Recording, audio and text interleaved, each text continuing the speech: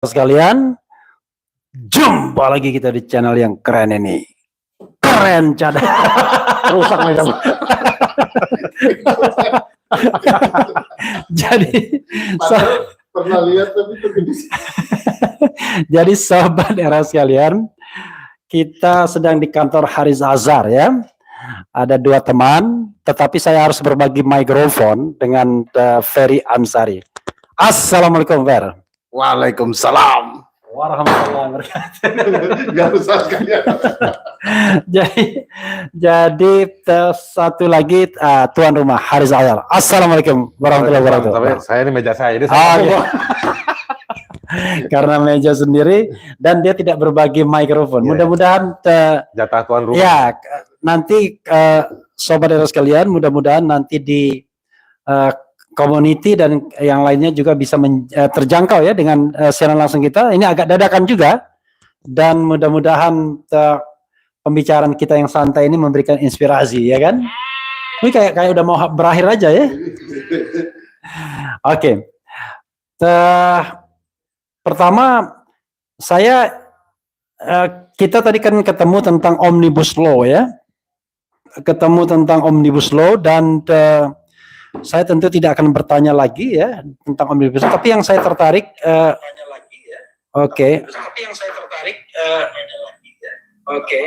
nah. Jadi yang saya tertarik untuk bicara dan mau bertanya itu soal yang barangkali hal-hal yang strategis ke depan ya. Nah, yang strategis ke depan itu saya terus terang aja galau soal pemilu ya kan.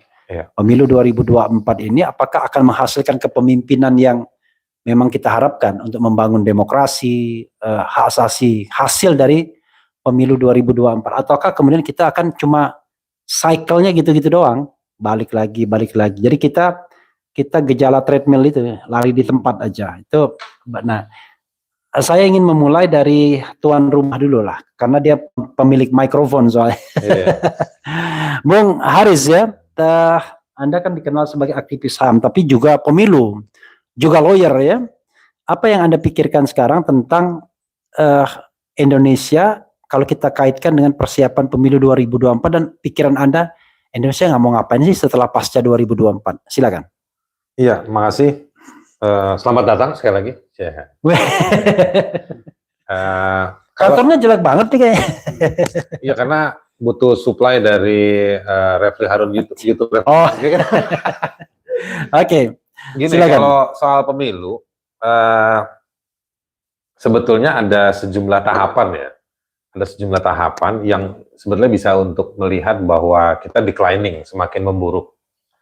Satu, ketika sistem pemilu atau model pemilu yang akan diberlakukan ke depan menggunakan hitung-hitungan atau cara pemilu yang kemarin. Kan lazimnya itu setiap proses pemilu maka ada evaluasi dari sisi praktek maupun dari sisi regulasi gitu. Tapi di masa pemerintahan Jokowi ini dipertahankanlah tuh salah satunya yang kontroversial sampai 21 kali gugat menggugat itu soal lebih dari 21 kali. Lebih ya? Lebih. Itu soal threshold ya, batas minimum itu. Presidensial threshold ya. Presidensial threshold itu. Nah, ketika itu sudah beres, dipertahankan, pemerintah mempertahankan, para partai-partai politik mempertahankan. Sekarang muncul lagi untuk sempat muncul isu 3 periode. Lalu muncul lagi isu penundaan pemilu. Lalu muncul lagi isu soal pemilihan memilih tertutup secara tertutup, proporsional tertutup. Ya. Artinya memilih partai. Nah, jadi ini pemburukan ini terjadi setelah kemenangan-kemenangan oleh para politisi penguasa. Oke. Jadi begitu mereka sekali coba di tahun-tahun yang lalu, 2 tahun terakhir ini mempertahankan, mereka nambah maunya masyarakat. Iya. Paling kan mereka kalau kita tanya, belajar dari kasus KUHP, belajar dari kasus Omnibus, mereka selalu bilang, kamilah yang dipilih sama rakyat. Kalau Anda datang, Ferry Amsari datang, ditanya, berapa orang yang milih kamu? Kalau saya ada. Jadi cara bertahannya begitu, padahal cara bertahannya dengan cara sistem yang tidak demokratis. Jadi 2023 ini ke depan ini akan tambah seru, Om Refli.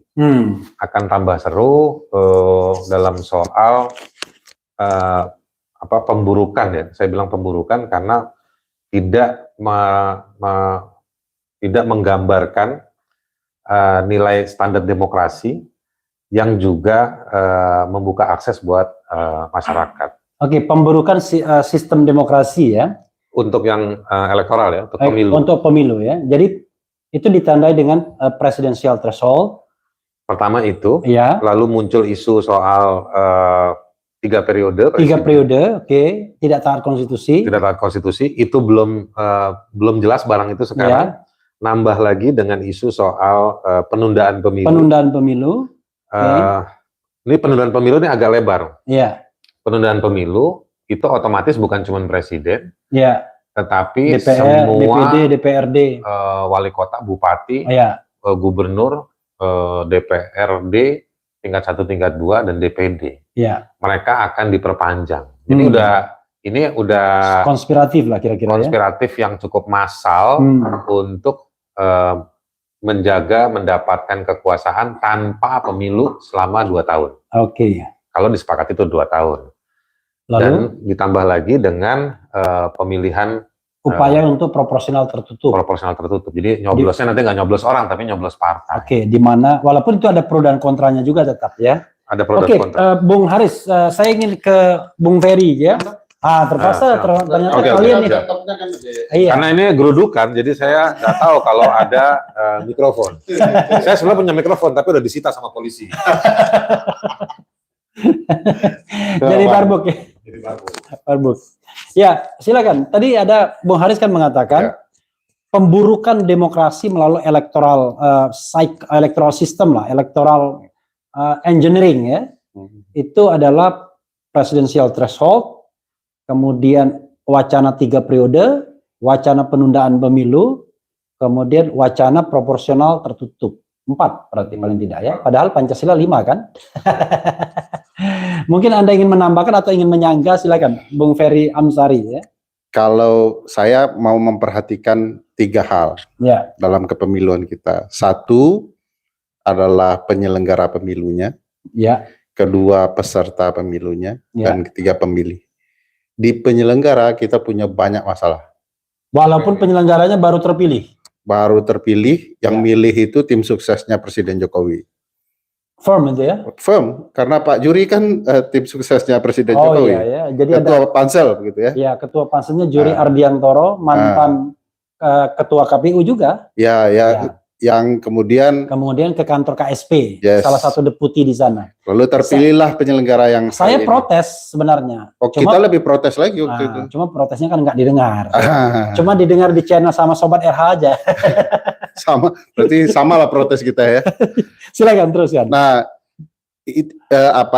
proses ini yang kemudian menghasilkan penyelenggara saat ini yang tiba-tiba bersikap sangat tidak menggambarkan kemandirian lembaga. Misalnya tiba-tiba pernyataan bahwa ada potensi akan berubah sistem dari proporsional terbuka menjadi tertutup. Padahal ketua KPU yang ketua KPU, padahal ketua dan tentu saja komisioner lain tugasnya menyelenggarakan undang-undang. Ya, bukan berwacana. Tidak menggambarkan wawasan dia, kemampuan dia berteori. Nah, ini yang menunjukkan ada indikasi apa yang disukai partai tertentu yang akan dikerjakan oleh penyelenggara. Belum lagi terungkapnya kasus-kasus kecurangan luar biasa yang melibatkan komisioner RI sampai komisioner kabupaten kota. Dan Bung Ferry bagian dari masyarakat sipil namanya apa? Untuk pemilu bersih. Bagian dari masyarakat sipil untuk pemilu bersih dan mengadukan soal ini ke DKPP. Polisi juga. Kita sedang menuju bersiap ke polisi, tapi dengan pertimbangan tertentu dulu untuk kemudian kita anggap secara teknis atau advokasi itu penting. Nah, tapi setidak-tidaknya kita mengungkapkan fakta-fakta, temuan-temuan, alat bukti yang mumpuni bahwa memang keterlibatan ini luar biasa. Nah, kalau sudah curang dari awal, tentu nanti akan bermasalah di proses penyelenggaraan, termasuk juga hasil. Jadi kalau menurut Bung Ferry, curangnya itu di hulunya itu pas rekrutmen Sudah. Iya, sudah dimulai dari paling ujung di hulu gitu ya. Di hulu. Nah, kita juga memperhatikan partai tidak ada perkembangan, partai kita masih didominasi oleh keluarga. Ya. Ada itu tadi penyelenggara sudah selesai ya? Masih banyak, cuman yang intinya itu ya. Okay. Sekarang kita bicara tentang peserta. Peserta lagi. Okay. Peserta yang kemudian katakanlah bagi saya tidak berkomitmen untuk kepentingan demokrasi substansial, di mana relasi antara pemilih dan orang yang dipilih betul-betul terbangun dengan baik. Kartu keluarga semua. Isinya kartu keluarga. Bercandanya geng Refli Harun waktu saya masih muda, ada 4 perda katanya. Perda pertama itu pertalian daerah. Asal satu kampung dia bau-bau rendang maju tuh kalau ketua partainya menang gitu ya. Pertalian kedua, perda kedua itu pertalian dakwah, satu organisasi begitu ya, masuk begitu ya. Gengnya ketiga pertalian daerah darah. Pertalian darah asal anak begitu di negara antah berantah, anak presiden baru masuk partai bisa langsung calon wali kota. Pertalian darah Wakanda forever. Nah, yang paling penting dari 3 perda itu adalah pertalian dana. Asal ada 2 langsung dia naik meroket di. Nah, ini partai tidak demokratis, ketuanya sudah ada yang 29 tahun, Pak Refli berapa tahun ikut pemilu. Dia sudah lama jadi ketua dan tidak ganti-ganti. Belum yang lain gitu ya. 29 tahun. Sejak tahun 1999 dong. Dari PDI, kalau dari PDIP kan 1999, tapi mereka mengakui tahun 50. Mengakui 50 tahun. Artinya mereka 50 berpikir tahun kepemimpinan. Iya, kan nanti tanggal Januari ini partainya. Iya, 50 tahun. Berarti kan yang mereka akui bukan tahun 99 tapi yang tahun 70. Tapi ini tidak hanya PDIP ya, partai-partai lain juga punya masalah demokrasi internal. Fusi ya. Itu sebabnya partai itu tidak pernah bekerja untuk para pemilih. Karena konsep pemilu kita kan agak aneh ya. Kita berhak memilih, tapi yang memecat ketua partai. Ya, jadi karena itu dia takut ya. Jadi takutnya begitu sudah dipilih sama ketua partai. Partai juga tidak akan mau memberikan prinsip-prinsip demokrasi untuk dijalankan dalam berbagai sistem pemilu kita. Makanya hari ini ada rencana partai untuk mengubah sistem itu. Oke, biar mereka lebih powerful ya. Nah, yang ketiga ini cukup penting, peserta pemilihnya. Kita itu pemilih yang reaktif, ribut nanti kalau sudah di ujung. Ya. Padahal kecurangannya sudah ada dari sekarang. Ya. Harusnya sudah kemudian bersuara, berperan, melakukan sesuatu. Masa suara-suara rekaman video soal kecurangan sudah begitu luas, tapi publik kita belum terlalu aware. Nah, pentingnya di channel Refli Harun yang ditonton live 375 orang ini sejumlah subscriber channel saya. 378 sekarang. 78. Barusan sebentar. Ayo ikut berpartisipasi. Jangan terlambat berpartisipasi. Cadas, keren. Oke. Ya, ini Bung Haris ya. Terpaksa kita gantian jadi nggak usah menimpal nih. Biar adil. Kok kita akhirnya kayak pesimis banget gitu kan. Lalu ngapain kita nggak bikin pemilu kayak begini? Negara kok nggak berubah jadinya. Oke, silakan. Anda bertanggung jawab untuk menjawab. Bertanggung jawab lah. Ya kan? Menjawab apa breakthrough-nya? Apa kita nggak punya breakthrough atau memang pasrah atau gimana? Silakan. Breakthrough-nya sebetulnya di setiap pemilu itu muncul solidaritas, partisipasi, kreativitas, inisiatif dari publik itu selalu muncul tanpa kita misalnya melihat apakah calon yang dipilihnya itu memenuhi syarat atau standar untuk kebutuhan kita ke depan atau tidak gitu. Terlepas dari soal itu, partisipasi publik itu ada. Nah, di setiap tahun itu di setiap masa pemilu itu sebetulnya partisipasi itu meningkat. Tetapi meningkatnya itu juga bisa termanifestasi dalam bentuk tidak menyoblos. Jadi yang disebut dengan meningkat partisipasi, inisiatif dan lain-lain itu partisipasi untuk membangkang. Partisipasi dalam konteks pertama kesadaran. Sadar dulu, habis itu setelah itu baru mereka melakukan pilihan-pilihan tindakan. Nah, termasuk juga ada yang namanya tindakan-tindakan yang negatif. Hmm. Jadi dia tahu bahwa orang yang dia pilih itu nggak bakal belain dia. Orang tersebut hanya butuh pada saat pencoblosan. Dan si warga masyarakat ada yang terima uangnya, ngambil uangnya. Tapi punishment-nya tidak milih. Tapi punishment-nya tidak milih atau di kertasnya dirusak atau dicoblos semuanya dan lain-lain. Nah, sebetulnya alam sadar dan geraknya sudah ada. Yang tidak ada adalah orkestrasinya. I see. Jadi siapa yang memimpin itu? Siapa yang memimpin? Jadi dirijennya ya. Jadi dirijen. Nah, jadi breakthrough-nya kita harus ingat bahwa ini Indonesia. Ada namanya satu yang namanya leader. Oke. Leadership. Jadi memang di tengah masyarakat bukan itu, dealership ya, bukan ya. Leadership, bukan dealership. Bukan dealership, bukan. Kalau dealership itu kemampuan ngedil. Perhubungan ngedil, kemampuan ngedil. Pertalian dana ya tadi. Pertalian dana. Nah, jadi yang saya mau bilang adalah leadership dalam soal kepemimpinan dalam soal mengorkestrasi kesadaran dan partisipasi publik. Tidak melulu harus mendukung atau berbajukan partai tertentu, mendukung calon tertentu, tetapi juga membangun, menyusun, mengkonstruksikan sebelum geraknya adalah apa mau kita 5 tahun ke depan. Nah, ditambah lagi angka anak muda dan angka sarana informasi atau komunikasi juga makin meningkat. Nah, artinya sebenarnya ini peluang. Sekali lagi, kalau misalnya masyarakat tidak mengambil kepemimpinan dan inisiatif untuk mengkonstruksikan apa yang mereka mau lewat pemilu, baik di tingkatan lokal maupun di tingkatan nasional, mereka nanti hanya akan jadi target operasi dari kelompok-kelompok yang sedang berkontestasi. Nah, mudah-mudahan tidak ditunda, maka pertengahan 2023 bisnis pemilu ini sampai level bawah ini akan sangat menggiurkan. Oke, jadi dana politik itu akan bertebaran di mana-mana ya? Dulu saya ingat pernah berapa pemilu yang lalu itu Lab Sosio UI pernah bikin penelitian bahwa temuan mereka itu setiap menjelang pemilu itu ada peredaran uang yang meningkat. Oke. Gitu. Saya khawatir mungkin sebelum ke Bung Ferry lagi, peredaran uang yang meningkat itu apakah mungkin uang-uang dari luar masuk ke dalam? Ya. Kedua, ini agak ngeri-ngeri sedap. Ada illegal printing money. Dulu kan isu yang begitu ada. Pernah dulu ada ditemukan mesin cetak uang palsu. Sesaat berapa bulan sebelum pemilu itu.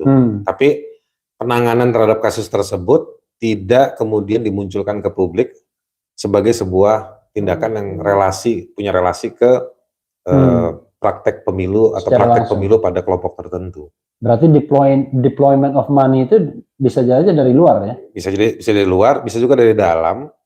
Kita ingat ya, sebelum pemilu itu selalu pasti ada kasus-kasus besar. Kasus BNI, kasus Bank Senturi, kasus Asabri, kasus tapi pasca itu setelahnya itu. Setelah gitu. Tapi begini yang saya mau bilang, kan bukan seminggu sebelum pencoblosan baru ada kasus besar. Iya. Bekerjanya itu sudah lewat setahun sebelumnya. Iya. Bahkan kadang-kadang 5 tahun sebelumnya. Nah, maksud saya begini, saya cuma mau mengantar semua masalah tadi itu untuk mengajak lewat channel yang cadas ini. Keren cadas ini. Bahwa masyarakat ayo tertib antara mimpinya dengan prakteknya. I see. Kita sering diskusi ya, orang seperti teman-teman seperti kita ini, kalau sering yang nongkrong di bawah itu, kita ketemu dengan orang-orang yang punya mimpi bagus soal bangsa ini. Iya. Ya kan? Akan tetapi ketika bertahan di lapangan menghadapi tekanan, rayuan, tipu muslihat, kita nggak kuat. Iya. Nah, kita harus tahan. Kalau kata orang-orang yang suka olahraga, no pain, no gain. Oke. Jadi kalau mau dapat sesuatu, ya harus berkorban, mau sakitnya ya. mau sakitnya dulu gitu. Nah, menurut saya disitulah daya tahan, daya ujinya masyarakat sipil, warga sipil dalam proses itu. Konkretnya maksud Anda, ya Anda kalau pengen ada perubahan, ya Anda harus pilih dong dengan cerdas gitu ya. Jadi pemilih yang cerdas. Iya.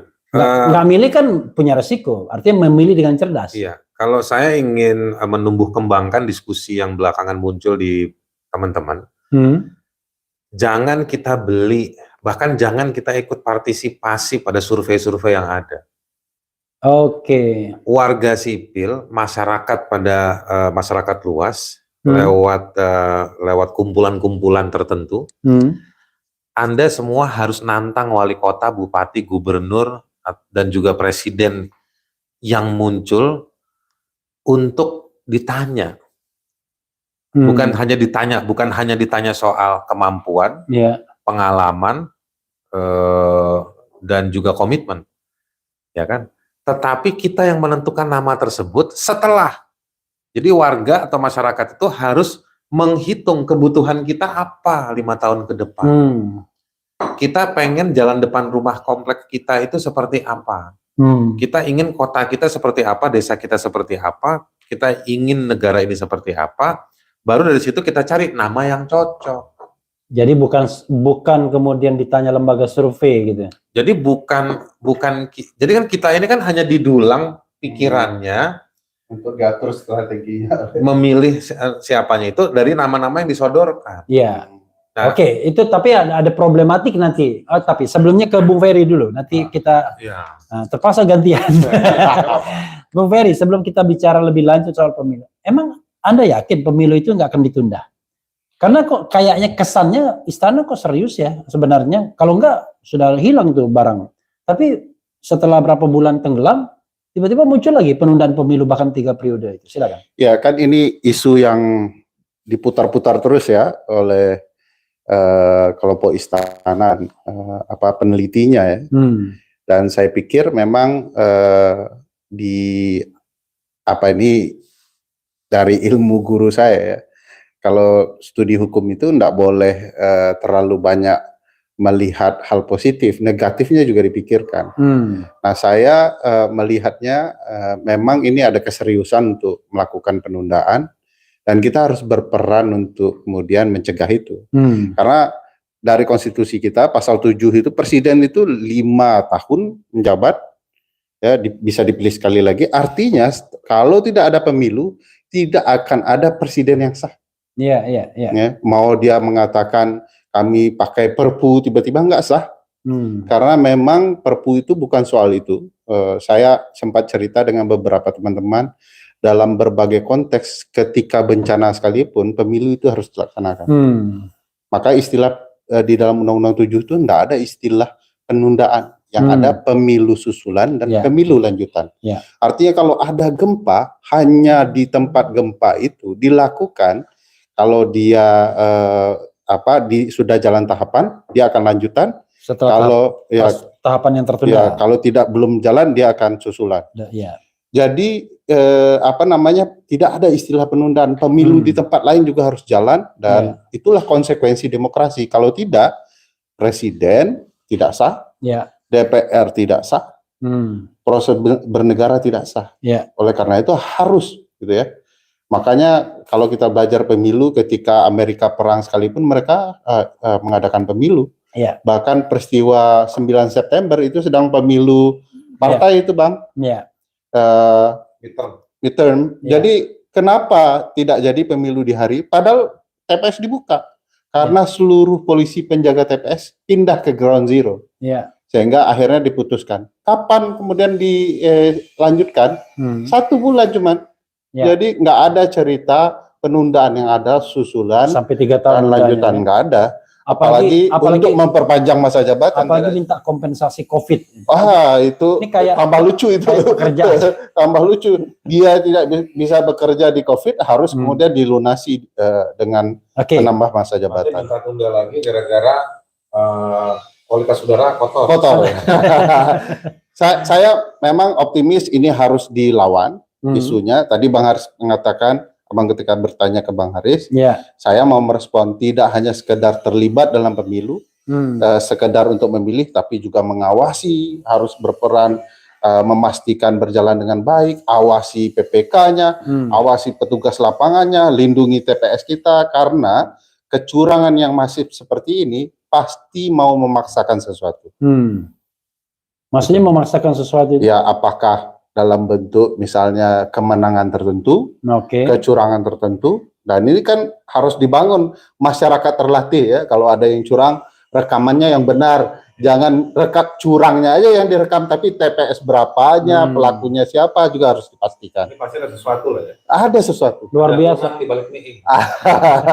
Jadi masyarakat terlatih. Tapi hati-hati Bung Haris, Anda bikin joke itu nggak kedengeran kalau nggak pakai ini. Apa joknya tadi? Joknya ya, udah nggak lucu kalau diulang.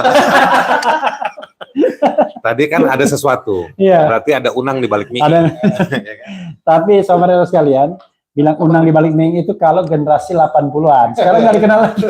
Iya, unang mie itu bagito dulu bagito. Bakso. Kayaknya tapi kayaknya sebagian yang ikut live streaming ini ngerti, karena pembenci channel Refli Harun kayaknya generasi 80-an. Anda belum jawab tadi. Apa tuh? Jawabannya adalah breakthrough-nya apa? Ya, kita harus membangun keterlibatan dengan serius. Tidak serta-merta di ujung nanti harus mulai terencana. Tadi ada gagasan yang bagus menurut saya soal kepemimpinan perlawanan. Karena rezim yang sudah merencanakan dengan menginput, ya, saya mengistilahkan gunakan menginput, menempatkan seseorang untuk melakukan kecurangan penyelenggaraan, ini sudah berniat sungguh-sungguh akan mengelabui pemilu. Oleh karena itu perlu kepemimpinan, perlu kebersamaan, dan ini harus dikawal dan dilawan. Berarti kepemimpinan masyarakat ya? Iya. Sekarang coba tanya, oposan kita siapa? Nggak jelas. Iya, apalagi ditanya siapa pemimpinnya. Ini juga dikritik kita nih ya, saya nih. Peringatan dini, demo hanya 10 orang, tuntutannya turunkan presiden, wah kakak, dikit amat nasi bungkusnya. Pak Refli Harun udah kehabisan duit ya, untuk ngumpulin massa yang lebih banyak, wah kakak. Nah ini salah. Demo kita tidak 10 orang, tapi 11. Dia salah juga. Demo kapan? Tadi. Jadi dia salah soal nasi bungkus. Tadi bukan demo. Tadi itu kita ngomong-ngomong. Tadi kita nggak demo itu. Apa? Tadi kita pernyataan sikap. Iya. Jadi pernyataan sikap. Beda demo sama pernyataan sikap saudara sekalian ya. Pernyataan sikap itu kita menyatakan sikap. Iya. Kalau demo itu unjuk rasa. Demo itu kan berkumpul. Satu orang juga boleh demo. Iya. Demo tunggal namanya. Iya. Nggak kalah sama organ. Nah, dia punya tuntutan yang disampaikan kepada pihak tertentu. Kalau tadi pernyataan sikap ke media, cuma memang di depan DPR. Nah, itu harus dibedakan ya. Dan tadi juga banyak teman-teman yang sudah berhenti makan nasi. Jadi nggak bisa dihitung pakai nasi bungkus. Iya. Udah itu satu lagi, saya itu bukan pengepulnya. Bukan. Saya cuma diundang. Diundang datang. Terundang. Begitu datang, maksud hati meliput, ternyata disuruh ke depan. Iya. Oke ya.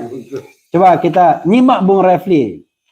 Peringatan dini, sama lagi, demo hanya 10 orang, sama ya.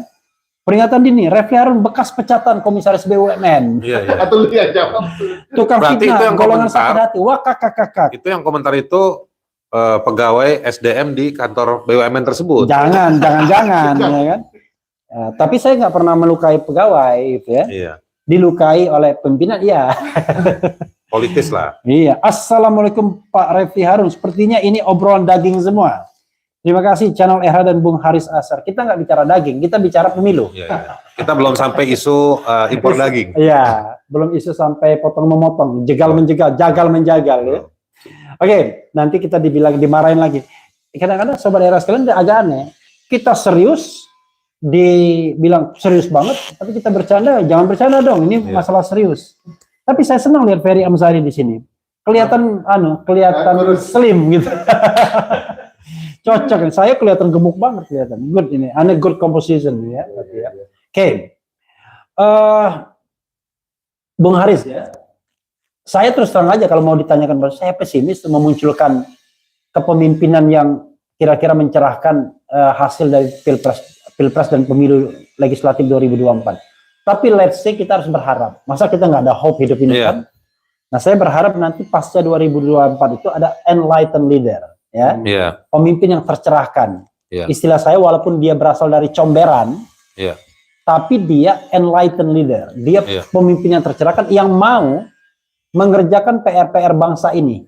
Betul. Yang barangkali tidak terselesaikan atau tidak mau dikerjakan masa pemerintahan Presiden Jokowi. Kalau pendapat Anda? Sebelum Pak Aris jawab, kalau pemimpin dari comberan sudah berlaku 10 tahun dari comberan.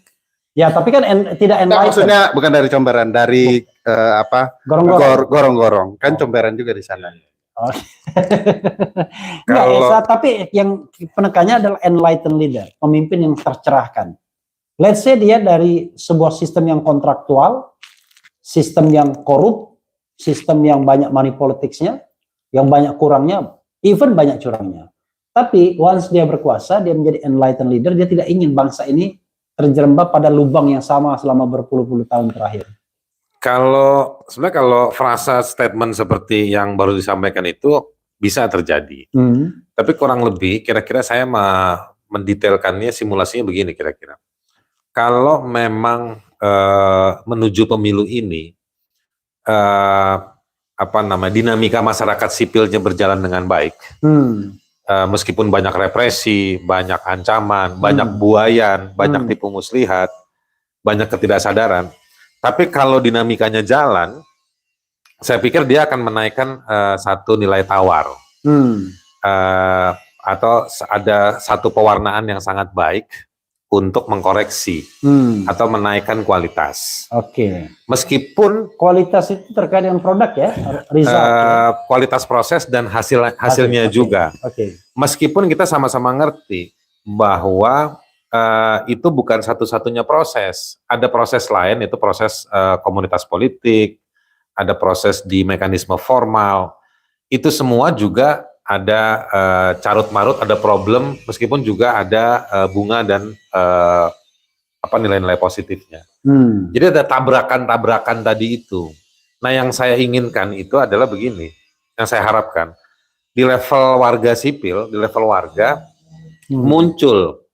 Dia bukan warga yang harus maju nyalek atau menjadi calon bupati atau presiden, bukan. Tapi muncul kepemimpinan-kepemimpinan untuk mengimbangi inisiatif-inisiatif yang ada, inisiatif kepemimpinan untuk mencari atau mendorong, mengeksplisitkan problem yang mereka mau selesaikan. Itu satu hal. Yang kedua, skenarionya, kemungkinannya, pemilu ini full dikuasai oleh oligarki. Melalui satu proses cara yang penuh tipu muslihat, dan lain-lain. Dan modalnya ada. Ya. Sebenarnya udah di depan mata. Iya. Yang terjadi kemudian begini, siapapun nanti yang akan terpilih, dia adalah produk dari sistem cara kerja, cara mainnya oligark dengan sistem yang buruk. Tapi begitu dia terpilih, dia dihadapkan pada akumulasi kehancuran yang jauh lebih luas. Nah, jadi dia harus berhadapan dengan bau tengik, kegelapan lah. Nah, pilihannya memperburuk kegelapan tersebut. Mempergelap kegelapan. Atau dia berani membawa lilin dengan resiko tangannya kepanasan. Iya, kebakar. Nah, dalam banyak kasus, enlightenment tadi itu, pencerahan itu kemudian terjadi karena dia dikepung oleh kepedihan dan kesedihan. Kalau kepedihan dan kesedihan itu muncul dan indera sosial, indera politiknya ada, maka akan seperti petir itu nanti. Ya kan? Nah, bisa jadi seperti itu juga. Tetapi nanti ada pemberontakan dengan tanda kutip ya. Ya si bohirnya marah, supporternya marah, lalu juga memunculkan dari sisi yang positif ada yang diuntungkan. Gitu. Jadi nanti ya akhirnya Indonesia nggak stabil.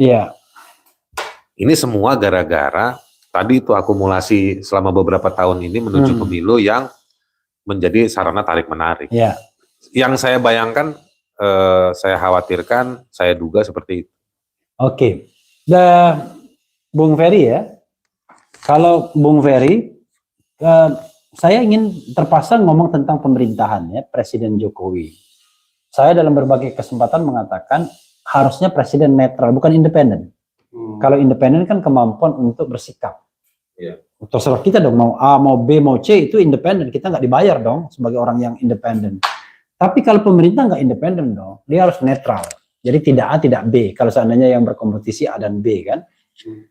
Tapi ada kesan bahwa Presiden Jokowi nggak mau ngambil option itu, ya, untuk to be netral, to be jadi netral person, tidak berpihak. Kalau Bung Ferry jadi Presiden Jokowi, apa yang harus dilakukan? Saya potensi juga ya, rambutnya tidak putih soalnya. Ya, tapi kan kelihatan mukanya berkerut. Bahkan berkerut semua nih kan. Sampai pipi pun ada kerutan. Jadi apa ya kalau jadi presiden? Atau gini lah, saya mau jawab. Saya skeptis, ya kan, bahwa yang namanya pemilu ini pasti curang. Dan saya menganggap sumber kecurangan itu pasti kekuasaan, kan begitu? Salah satu sumber utamanya ya, the main source of kecurangan itu. Nah, Anda penguasa, Anda apa yang Anda pilih untuk kebaikan Anda dan kebaikan masyarakat? Dua-duanya harus berkompromi. Secara konsep tidak ada masalah presiden dukung calon tertentu. Ada konsepnya. Ya. Sepanjang kalau dia memang bagian dari partai politik, dia mendukung calon pilihan partai politiknya. Ya. Tapi kan Presiden Jokowi punya pandangan lain. Dia bukan sepenuhnya kader partai yang menjalankan tugas partai. Ya. Dia punya kepentingan dengan partai dan menjalankan juga mungkin kepentingan dirinya sendiri. Nah, kalau dia mendukung partai dengan sistem demokrasi internal di partai, itu malah bagus. Ya. Dia menunjukkan sikapnya tidak membohongi publik, seolah-olah netral, tapi malah di dalam main. Nah, yang tidak boleh itu jalannya pemerintahan dimanfaatkan untuk kepentingan pilihan presiden. Ya. Misalnya program itu untuk kepentingan calon yang didukung presiden tidak boleh. Dan itu sebabnya kita ada lembaga-lembaga yang mengawasi itu. Misalnya BPK kalau programnya bermain, maka akan ada laporan keberpihakan presiden. Nah, sayangnya kita tidak ada kesadaran berdemokrasi seperti itu yang dicontohkan oleh presiden. Jadi kalau saya jadi presiden, yang pertama saya mau lakukan, benahi dulu partai politik. Semua masalah bersumber di partai politik. Partai politik kita itu dalam bahasa saya, Bang, bukan partai politik. Ya. Namanya saja partai politik, tapi ini perusahaan keluarga yang dinamakan partai politik. Oke. Ya, dibenahi dulu, betul-betul ada demokrasi internal, kader punya kesadaran bersama sebagai kader partai, sehingga berjalan baik, nanti isi parlemen kita, calon kepala daerah kita, calon presiden kita baik. Nah, pertanyaan lanjutan saya kepada Bang Refli, kalau saya jadi presiden, Abang milih saya enggak? Kalau sudah jadi presiden, kenapa harus dipilih lagi? Kan jadi presiden kedua. Kan semua presiden itu tergoda memperpanjang jabatannya, Bang. Sudah 2 periode kan? Ingat, tergoda masa jabatan, setelah 2 periode, ingin 3 periode, ya, kalau terjadi sindrom Franklin Delano Roosevelt. Kalau sudah jadi presiden nggak usah dipilih lagi. Nggak usah dipilih lagi. Oh iya. Kalau mau jadi dia ini saya tahu ujungnya. Kalau saya jadi presiden, dia mau jadi menteri apa enggak? Jadi kalau jadi presiden, kalau untuk periode kedua masih dipertimbangkan. Kalau periode ketiga sudah pasti nggak dipertimbangkan ya. Untuk saya pilih. Oke, saya terus terang saja tetap tidak bisa diyakinkan bahwa dengan konsep Bung Haris sama Bung Ferry itu pemilu kita akan lebih baik ya. Jangan-jangan kan kita cuma berkonsep doang, tapi sebenarnya kita tidak punya formula untuk betul-betul memastikan pemilu kita ini berjalan baik. Bahkan saya membayangkan bakal lebih buruk kayaknya, ya kan? Iya. Nah, tolong ada lagi nggak? Karena begini, kalau misalnya kalau Bung Ferry mengatakan penyelenggaranya awal-awal sudah main kayaknya, ya kan? Malah yang mengkritik itu dilaporkan ke polisi. Kemudian Bawaslu-nya memang rekrutmennya dari awal kelihatannya. Mobil pelapor dibakar Ya, misalnya mobil pelapor dibakar. Ada kejadian di mana itu? di Kalimantan. Oke, ada kejadian di Kalimantan. Oh iya, mobil pelapor kecurangan pemilu dibakar. Oke. Kejadiannya di Kalimantan. Saya tidak bisa sebut spesifik untuk keamanan. Iya. Dan itu terjadi 2 hari yang lalu. Oke. Bayangkan ada intimidasi kan? Artinya kan Bung Haris kan punya pengalaman lah kalau soal-soal intimidasi kan.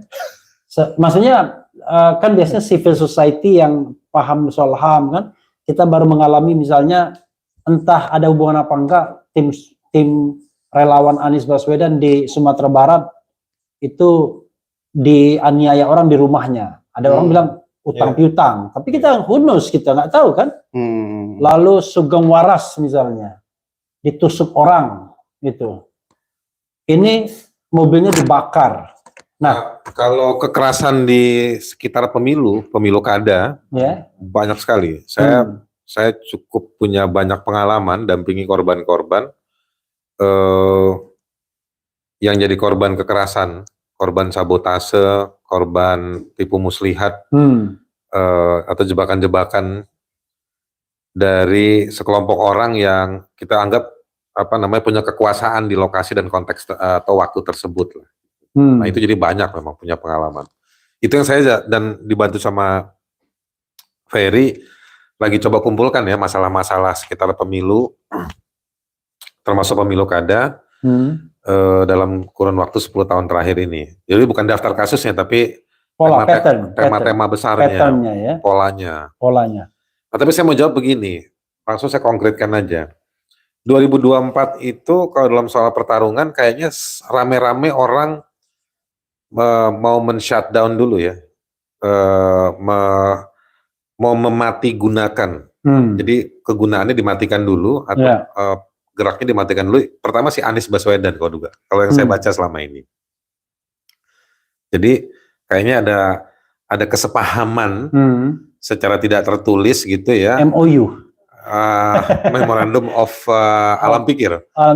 Jadi kesepakatan alam pikir. Memorandum of Underground Movement. Iya. Jadi pertama Anies.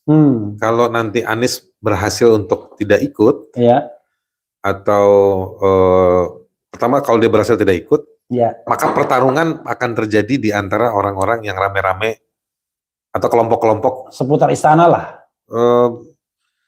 Seputar istana atau kelompok-kelompok yang dianggap friendly dengan istana. Iya, artinya tidak ada yang spektrum jauh ya, spektrum dekat semua. Nah, jadi misalnya kalau yang sering dibahas kan sekarang Ganjar Pranowo, Prabowo, Anies. Iya. Ini kan dugaan saya nih sekarang bagaimana caranya supaya Anies nggak bisa daftar sebagai calon atau tidak dicalonkan oleh partai. Nah, jadi nanti tinggal kalau pakai bahasa hari ini tinggal Ganjar sama Prabowo. Baru nanti ada pertarungan itu lagi. Nah, atau misalnya Anies lolos, maka yang 2 itu nanti kemungkinan besar ngepung Anies. Kalau melihat situasi hari ini, bisa jadi nanti salah satu dari mereka gabung, misalnya yang punya rekam jejak gabung sama Anies kan Prabowo. Tapi Prabowo juga punya rekam jejak yang sampai hari ini, rekam jejak kontemporernya dengan kelompok pendukungnya Ganjar Pranowo. Nah, jadi pertanyaannya kan pesimis atau tidak? Kalau Prabowo sama Ganjar itu sudah jelas dia punya kelekatan ya dengan kekuasaan. Anies pernah jadi menteri, tapi kemudian menjadi salah satu yang dianggap berseberangan, terutama karena pemilu DKI. Bisa jadi Anies ini dikelilingi tadi itu supaya nggak maju, karena bukan bisa jadi, memang kelihatannya dia menjadi harapan, menjadi harapan bagi kelompok-kelompok yang menginginkan perubahan. Kalau dari pihaknya Prabowo dan juga Ganjar, perubahan itu konseptual, dia tidak tersimbolisasi. Karena bagaimana mau simbolisasi di Indonesia ini kan melihat patron ya orang. Iya. Keduanya ini bagian dari kekuasaan.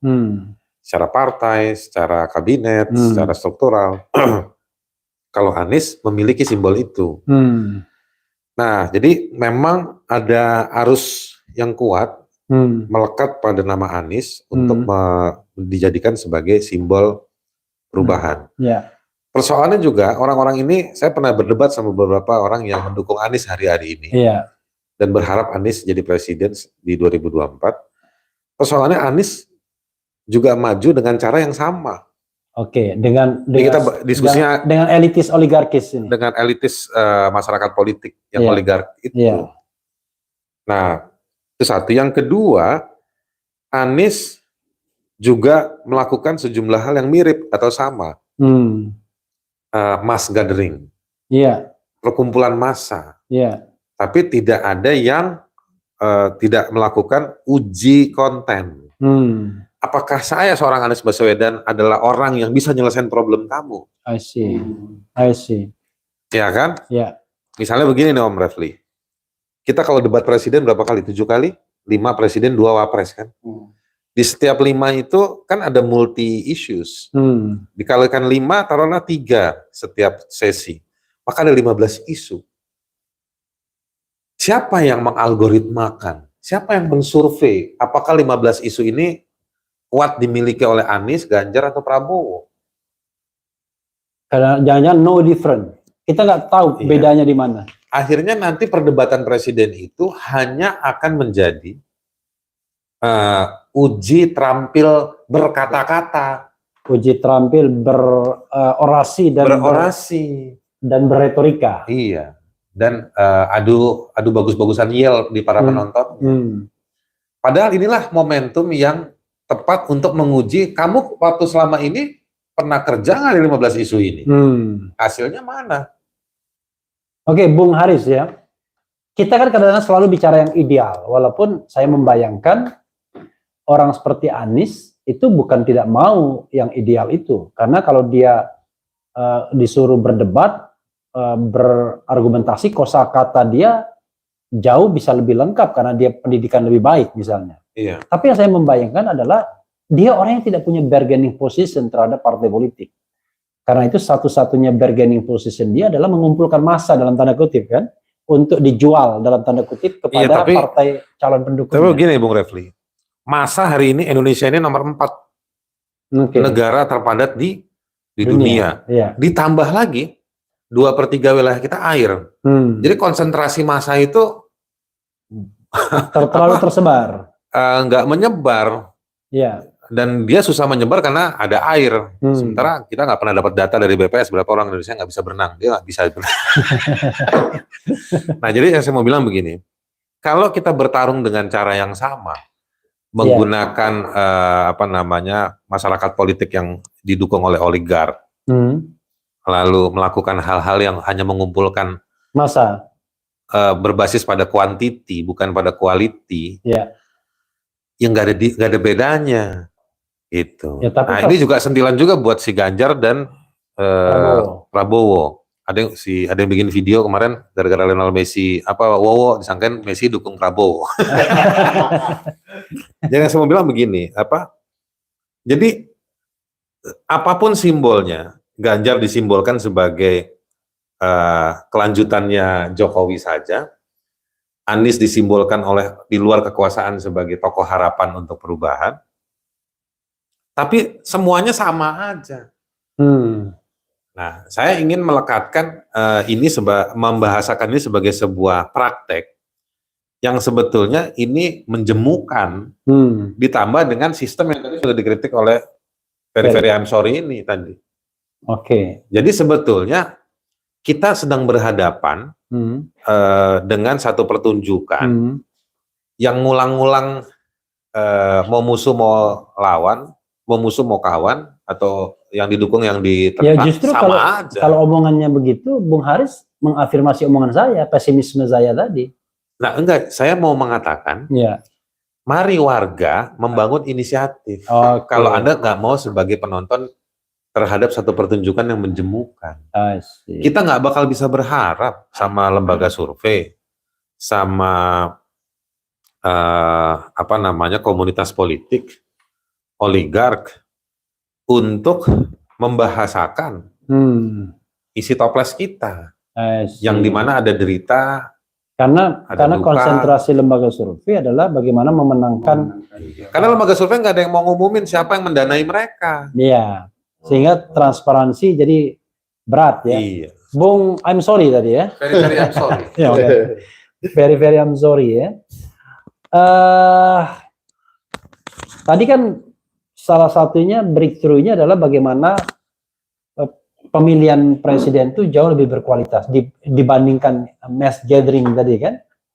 Tapi saya membayangkan 75 hari kan kampanye kan. Saya pernah mengusulkan di channel saya, mbok ya 75 hari itu nggak boleh lagi mass gathering. Kalau mass gathering ya sekarang aja.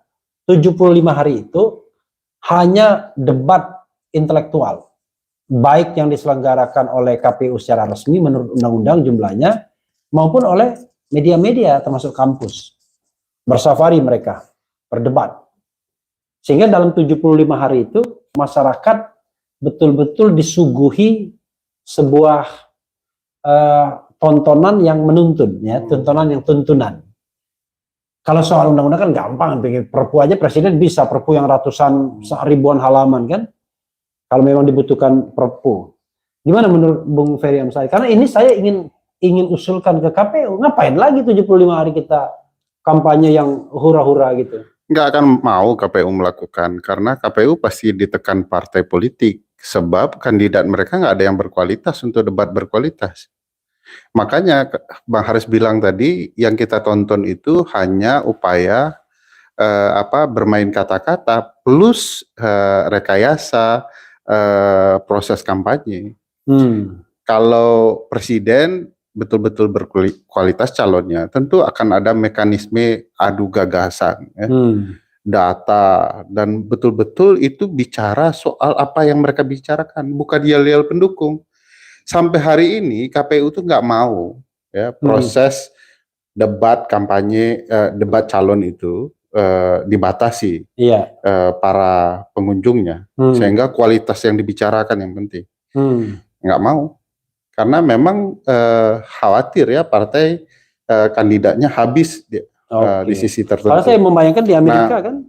Di Amerika misalnya, saya sampai sekarang terkagum-kagum dengan debat Romney melawan Obama. Itu nggak ada duanya bagi saya ya, kualitasnya sama-sama bagus. Nah, kita tidak akan sampai ke sana karena memang kualitasnya tidak ada yang sama gitu ya, tidak sampai ke sana. Saya terbayang misalnya Haris Azhar melawan Refli Harun dalam debat yang orang bicara kualitas yang disampaikan. Itu mungkin orang akan senang. Nah, kualitas calon-calon seperti ini tidak sampai di partai. Ya, karena mereka melihat proses pencalonan bermasalah. Makanya menurut saya pemilu kita dengan sistem yang bermasalah, penyelenggara bermasalah itu hanya bisa diperbaiki kalau ini semua pelaku pelanggaran, kecurangan ini mundur. Diganti orang yang benar, ya. Baru akan kita bisa bicara kampanye yang baik, modelnya harus ditata dengan baik. Sampai hari ini kampanye itu masih mengandalkan APK, alat peraga kampanye, baliho. Bagaimana antara calon dengan konstituennya bisa saling kenal? Sejauh ini cuma melihat foto, kalau dia pemain baru, dia akan pajang fotonya lama sekali itu, supaya orang bisa lihat terus. Tiap pulang, akhirnya kita bertanya siapa sih ini orang? Akhirnya dari sana lah kita baru kenal calon. Tiba-tiba senyum di pohon gitu. Senyum di pohon kan? Jadi kampanyenya model cuci otak. Cuci otak, betul. Tiap hari disuguhi wajah yang sama. Bukan kemudian program apa yang berkaitan dengan masalah harian kita. Makanya nggak nyambung itu program ketika mereka duduk dengan masalah harian kita. Karena mereka nggak pernah bicara. Nah, pola ini tidak akan bisa berjalan dengan baik kalau memang tidak ada perubahan. Kecurangan ini memang harus melibatkan orang banyak untuk memperbaiki. Anda kelihatan pesimistis sekali dengan jalan. Saya tidak pesimis. Saya termasuk orang yang optimis. Itu sebabnya walaupun sudah begini curangnya, saya terus di dunia ini gitu ya. Kalau enggak udah cabut ini, sudah pergi sekolah dengan calon ya. Kan orang seperti Anies, seperti Ganjar, seperti Prabowo bukan orang yang miskin narasi ya. Tapi kan mereka kemudian bergantung kepada kehendak partai. Sampai hari ini, Anies dengan tingkat popularitas seperti itu, Ganjar seperti itu, kapan dia dapat tiket? Oke. Apalagi harus diingat, penentuan calon presiden itu diundur 4 bulan menjelang hari H. Bukan 10 bulan seperti biasanya. Akhirnya partai itu menari-nari di hadapan calon presiden. Kalau kalian mau maju, apa? Bagaimana? Apa pola transaksi? Nah sekarang dimundur nih, makin susah kita. Oktober sekarang yang jelas. Iya, 4 bulan sebelum Oktober itu pasti 4 bulan sebelum hari H, sebelum Februari. Iya. Nah ini kecurangan lain nih, bentuknya tidak curang, tapi itu bagian dari kecurangan. Betul. Mereka mengakali program, metode, sehingga akhirnya kita tidak bisa menemukan calon yang benar. Oke, coba kita bacakan ya komentar dari Sobat RH ya. Yang menyakiti hati nggak usah aja lah. Positifnya next pemilu kan pemilu rada cepat, ya ngerti maksudnya. Solusinya 2024 rame-rame pilih Anies Baswedan untuk Indonesia lebih baik. Nggak gitu juga. Semangat terus Bang Refli.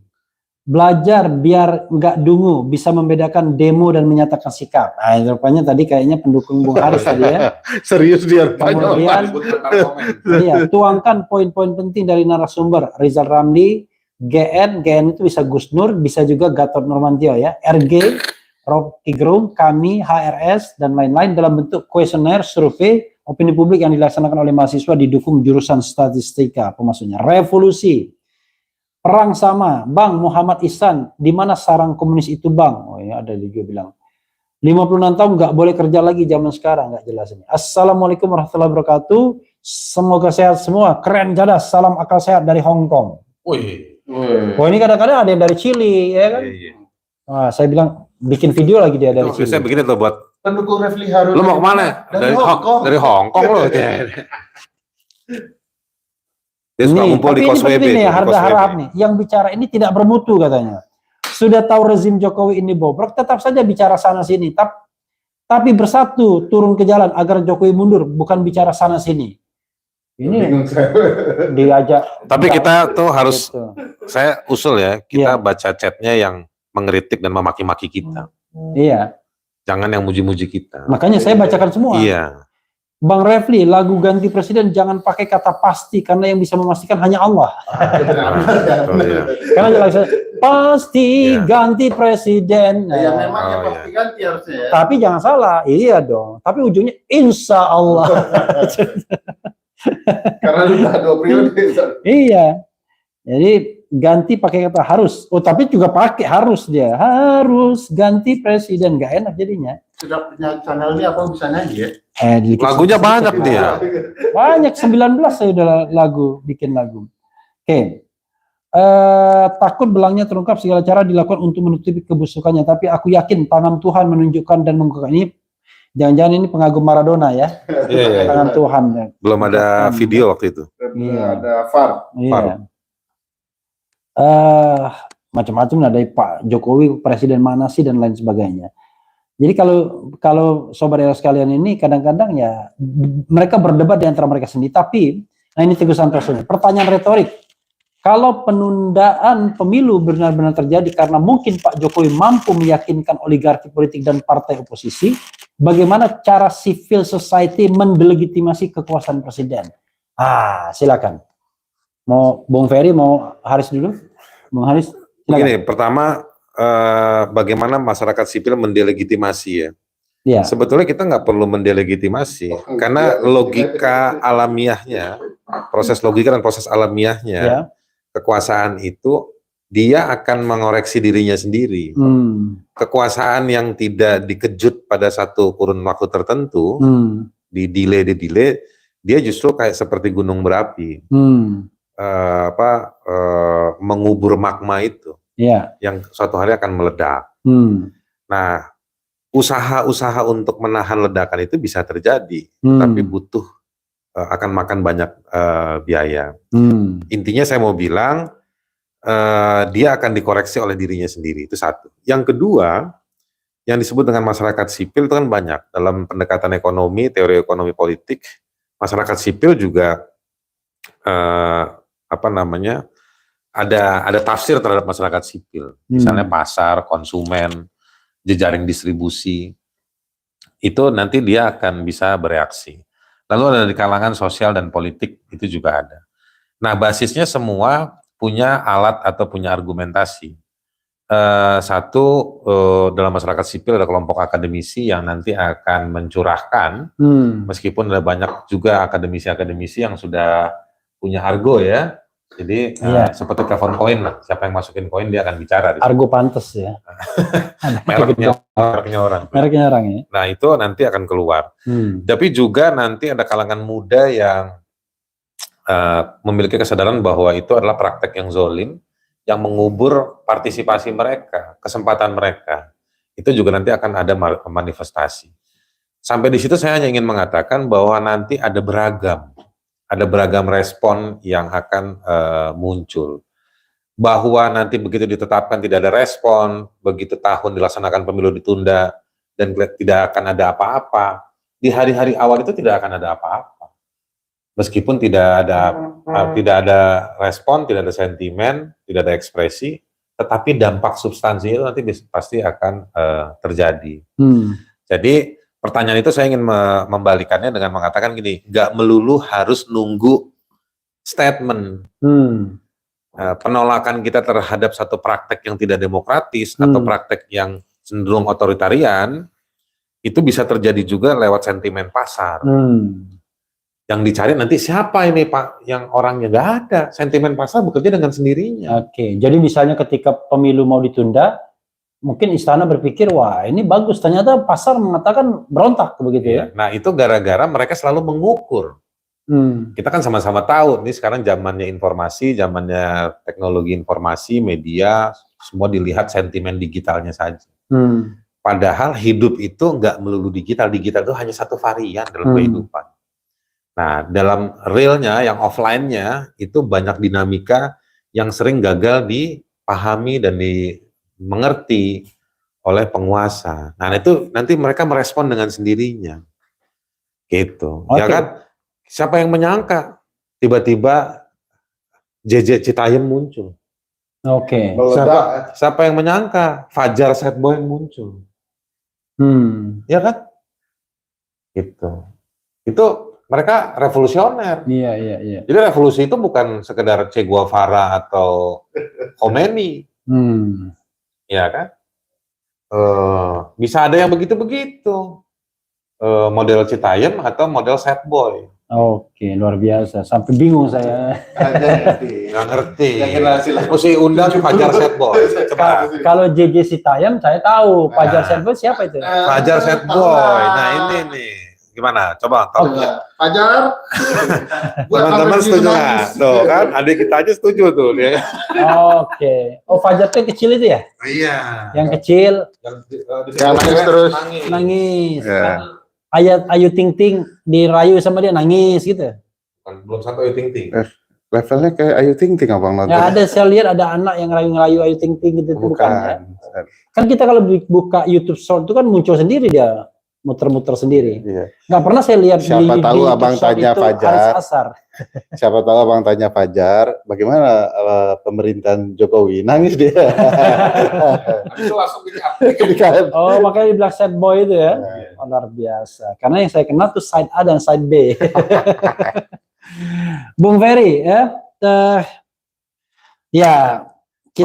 Kita bicara ya mengenai nanti kata Bung Haris, kalau seandainya memang ada dukungan untuk penundaan pemilu dan lain sebagainya, udah nanti masyarakat sendiri akan bergerak sendiri, ya kan, melawan oligarki yang membenarkan itu. Kalau kita hitung-hitungan ya, saya kan punya tesis begini, pemilu ini akan susah sekali jujur dan adil. Tapi kita hanya bisa mendapatkan kesempatan kalau kekuatan oligarkis yang dananya luar biasa gedenya, itu dihadapi oleh gelombang rakyat. The wave of people, ya kan? Tapi kalau gelombangnya kecil-kecil aja, kemakan ya. Tapi gelombang besar kita tidak tahu sebesar apa gelombang itu. Kalau gelombangnya begitu besar, jangan-jangan nggak jadi pemilu. People power jadinya. Silakan, Bung Ferry, karena saya tetap menambahkan pemilu konstitusional yang jujur dan adil. Iya, pasti kita mengharapkan itu ya. Iya. Ketika pemilu konstitusional yang luber jurdil itu diganggu, barulah karena ada pengerusakan terhadap konstitusi, maka rakyat bergerak. Sejarah kita juga ngomong begitu. Jadi begitu presiden lupa diri, memperpanjang jabatannya sendiri dalam berbagai kasus, Bung Besar kan, Bung Karno diminta untuk memperpanjang masa jabatan, dia terima. Dikasih seumur hidup, berjalan 21 tahun. Publik yang kemudian bergejolak lalu dimanfaatkan oleh unsur militer tertentu. Bergantilah presiden gitu ya. Nah, hal yang sama terjadi dengan Presiden Soeharto. Dia menafsirkan konstitusi sesukanya, berlangsung 32 tahun. Nah, kalau ada tafsir-tafsir lain sebelum telat menurut saya, memang konstitusi harus ditegakkan. Siapa yang menegakkan konstitusi kalau seluruh elemen bernegara sudah rusak, sama-sama melanggar konstitusi, mereka rame-rame, ia pemilik kedaulatan. Nah, pemilik kedaulatan tidak boleh diam, tidak hanya harus mengandalkan channel Revila Harun, yang selain diikuti oleh Sobat RH, juga diikuti oleh para pembenci, entah intelijen entah bukan, tidak tahu saya. Dibilang Bang Haris kok capek betul, sakit, kurangi gula Bang, padahal yang gendut gua. Ya sudahlah, ini kan publik yang ingin berpartisipasi dengan berbagai cara. Mudah-mudahan ketika mendengar channel ini mereka berpikir bahwa negara ini bukan sekedar bangunan kebencian yang mereka ikuti, tetapi bagaimana memastikan konstitusi kita bisa berjalan dengan baik. Bung Ferry, Silakan Bang, ini sudah. Silakan a closing statement. Ya, silakan, dan kemudian Bung Haris. Ya, sederhananya pemilu kita perlu kita kawal bersama. Dong, closing statement itu. Ya, saya malah ngeliat ini ya. Iya, sana tuh. Pemilu ini milik kita bersama, kita kawal bersama. Ini bukan soal Pak Presiden Jokowi itu yang terbaik, ini soal perintah konstitusi agar kekuasaan itu diberkalakan. Oleh karena itu, mari kita kawal, jangan biarkan kecurangan, jangan terlambat merespon kecurangan. Sama-sama kita bisa jaga pemilu. Bung Haris, silakan. Kalau saya singkat aja, mungkin kayak kesimpulan dari diskusi kita. Satu, pemilu tidak boleh ditunda. Yang kedua, yang maju dalam proses pemilu, wali kota, bupati, gubernur, atau perwakilan, atau juga presiden, harus mereka yang kita yang pilih, bukan berdasarkan memilih dari apa yang sudah disampaikan ke kita, nama-namanya, tapi kita yang juga memulai, meluangkan waktu, tenaga, bahkan biaya, untuk memilih orang. Tidak melulu yang selalu dimunculkan oleh media atau lembaga survei, atau yang dibawa oleh partai. Kita semua, Anda semua bisa memunculkan nama-nama, Pak D Anda, Bude Anda, ponakan, teman, kalau dianggap cocok, mengerti masalah dari apa yang Anda rasakan, Anda lihat, atau berbagi rasa penderitaan dengan saudara sebangsa yang lain, maka kita yang harus memunculkan nama-nama itu, dan orang-orang itu harus diuji. Bukan hanya pada sentimen-sentimen mau milih atau tidak, mau ikut atau tidak pada orang tersebut. Nah, sekali lagi, semua itu kekuatannya ada di kita. Saya yakin orang-orang yang banyak menonton RH Channel ini, selain keren dan cadas, tapi juga punya potensi untuk mewarnai pemilu kita supaya lebih berkualitas, dan yang lebih penting bisa menemukan pemimpin-pemimpin yang baik buat kita ke depan. Sobat era sekalian, itu tadi perbincangan kita dengan Haris Azhar, lawyer, aktivis HAM, aktivis pemilu, dan Ferry Amsari, akademisi, aktivis koalisi masyarakat bagi pemilu untuk pemilu bersih ya. Jadi pemilu bersih itu bukan pemilu yang sering dicuci, tapi pemilu yang tidak ada kecurangan dan berlangsung secara jujur dan adil. Kita akan ketemu dengan kedua beliau nanti pada kesempatan lain dengan pertanyaan yang jauh lebih bermartabat dan teratur. Tapi kali ini untuk sementara geruduk kantor Haris Azhar kita cukupkan sampai di sini. Wassalamualaikum warahmatullahi wabarakatuh. Tuh. Oh, bukan ini ya. Udah siap nih.